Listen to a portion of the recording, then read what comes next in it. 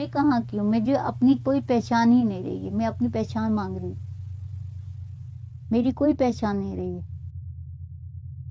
अब आप इस पहचान को भी ख़त्म कर देंगे ये बोल के कि आप वापस चले जाओ, और वो एक्सेप्ट करेंगे नहीं करेंगे हमें। 12 साल हो गए मुझे इधर रहते हुए। ये शाजिया भट्ट हैं। इन्हें डर है कि पहलगाम हमले के बाद बने हालात की वजह से उन्हें वापस पाकिस्तान भेज दिया जाएगा। इस डर की वजह जम्मू कश्मीर के लेफ्टिनेंट गवर्नर मनोज सिन्हा का स्थानीय प्रशासन को हाल ही में दिया गया वो निर्देश है जिसमें जम्मू कश्मीर से पाकिस्तानी नागरिकों को बाहर निकालने के लिए जरूरी कार्रवाई करने की बात कही गई है। दिल में यही डर रह गया है अब कि ऐसा ना हो कि कभी इत्तला आ जाए कि आप उठो तो चले जाओ। इतना खौफ है। 2-3 दिन से तो मुझे रात को नींद भी नहीं आ रही। साल 2012 में शाजिया अपने पति मंजूर अहमद मलिक और 4 बच्चों के साथ पाकिस्तान से भारत आई थीं। उनका 5वां बच्चा भारत में ही पैदा हुआ।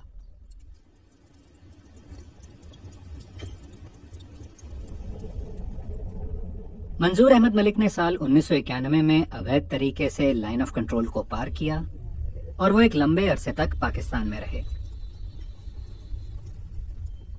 साल 2001 में उनकी शादी शाजिया से कराची में हुई। 9 साल बाद इस परिवार की जिंदगी में एक नया मोड़ आया। उसी दौरान हमने ये ऐलान सुना उमर अब्दुल्ला साहब का कि जो भी चले गए अपनी गलती सुधारने के लिए रिहेबिलिटेशन प्रोग्राम के तहत वो कश्मीर आ सकते हैं, और जिसको भी जो भी सेफ प्लेस मिले उस जगह से वो एंट्री कर लें।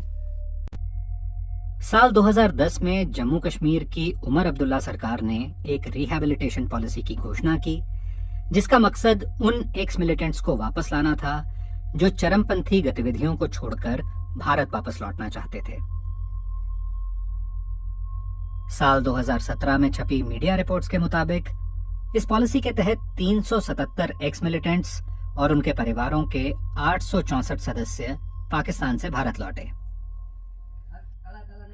वापस आने वाले लोगों में मंजूर अहमद मलिक, शाजिया और पाकिस्तान में जन्मे उनके 4 बच्चे भी शामिल थे जो पाकिस्तान से नेपाल के रास्ते भारत आए।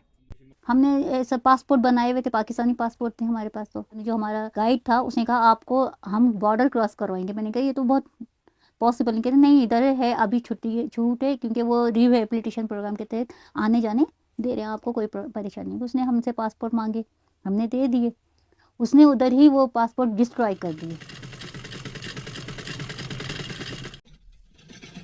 शाजिया का दावा है कि भारत में पिछले 12 साल रहने के बाद भी कई कोशिशों के बावजूद उन्हें और पाकिस्तान में पैदा हुए उनके 4 बच्चों को यहाँ की नागरिकता नहीं मिली। हमें कोई ऐसा प्रूफ दो कि हमें पता चले कि हम कहाँ के हैं, हम बाशिंदे कहाँ के।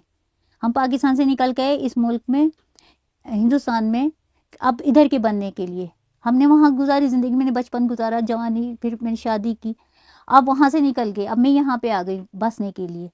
अब मैं यहाँ की गवर्नमेंट से बोलती हूँ मेरे को सिटीजनशिप दे दें आप, ताकि मैं किसी जगह के कहला सकूँ। ना मैं पाकिस्तानी रही हूँ, ना मैं इंडियन रही हूँ।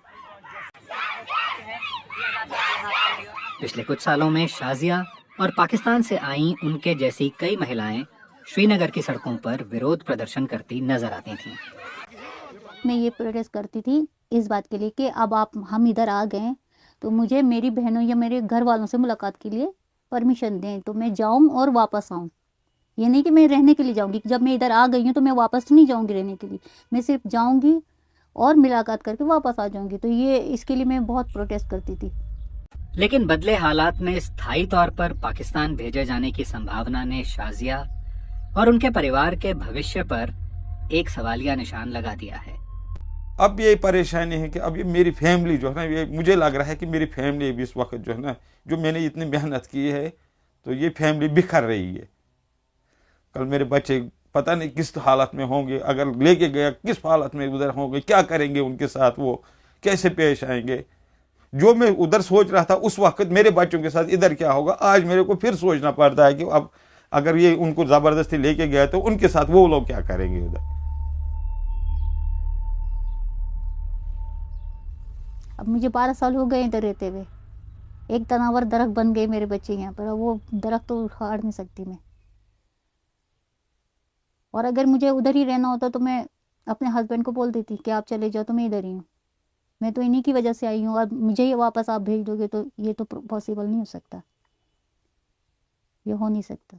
ये कैसे, कौन सा कानून कहता है ये, आप बच्चों को माँ से अलग कर दो, माँ को बच्चों से अलग कर दो।